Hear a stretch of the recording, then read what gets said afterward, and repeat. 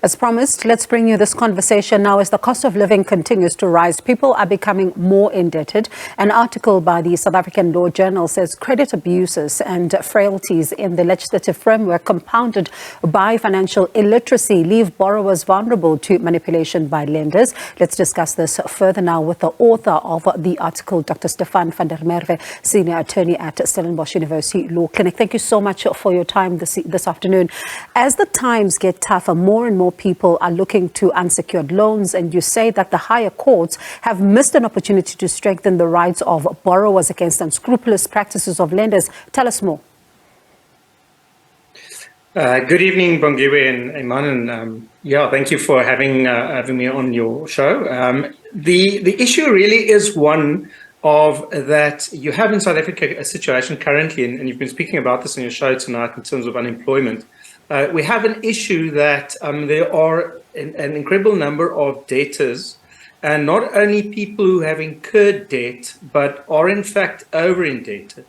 And maybe we should tell each other that from the start, that the problem is not so much the fact that there is debt and that there are people out there who are extending loans, and that obviously is a very important part of our economy.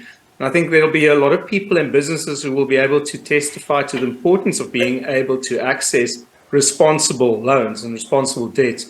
But the problem is, and this is what we're seeing in the research and practice quite a lot, is that you find that more and more people are incurring loans and have incurred debt that was extended on a reckless basis, and now they're simply over-indebted at this stage. And then when it comes to that particular, aspect, one will think about the National Credit Act, for example, Consumer Protection Act, which came into, into being and to try and protect some of these consumers. Are they not protecting the consumers as they should, or is there something else at play here?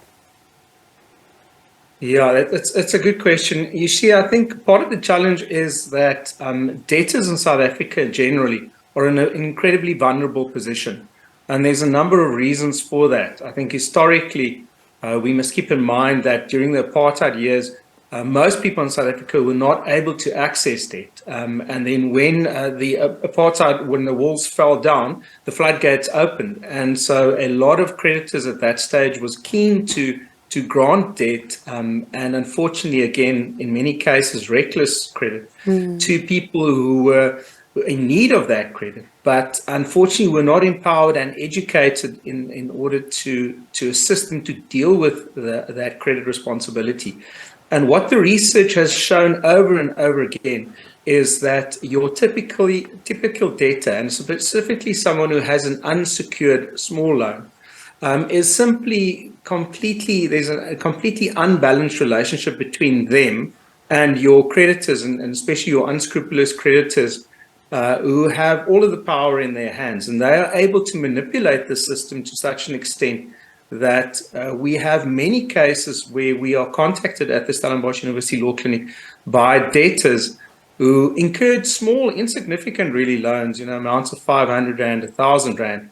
And then when you look at the statements, they have been repaying that debt, and the debt has been garnished from their salaries, or debited from their bank accounts, to the extent that 10 times that debt in some of these cases have been repaid. So we sit with, again, situations where a person initially owed 500 Rand, 5,100 Rand had been deducted from her salary, and she still owes more than 600 Rand according to the creditor.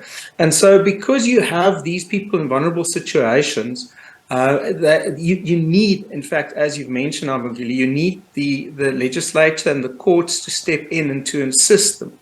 And about that vulnerability, I mean, we could talk at length about why it is that South African debtors are especially vulnerable. One can look at the figures that have been released by Stats SA in terms of illiteracy in our country that's especially high. One can think about the very complicated matter that this is in fact dealing with. When one thinks about interest and interest on interest and deferred costs and all kinds of administrative and legal fees which could be added to your already existing arrears deed. then it's something that's very complicated. It's not something that anyone can just deal with. And pardon me for coming in there, right on that point, someone is thinking that we're talking only about loan sharks, mashonisas, but this is bigger than that, actually. Absolutely, yeah. It's not only, and again, when the floodgates opened and a lot of people were queuing up to receive credit at that point, it wasn't just the mashonistas, it was also the reputable lenders, your banks and other lenders came and made these debts available. But as I say, unfortunately, along with that didn't come enough education and empowerment for those debtors to be able to assist them to responsibly handle that debt. And Dr. van der Merwe, I wish we can speak again talking about just the vulnerabilities that exist, because that alone is a conversation all on its own, given the fact that the interest that they then pay is unfair. And some of the terms for the loan agreement are also just keep changing, the admin fees, things that come into fruition without them reading the fine print. But let me thank you for your time. Do appreciate it, and just giving us a sense of how tough things are and what can be done in this particular regard. That's Dr. Stephan van der Merwe, Senior Attorney at Stellenbosch University Law Clinic.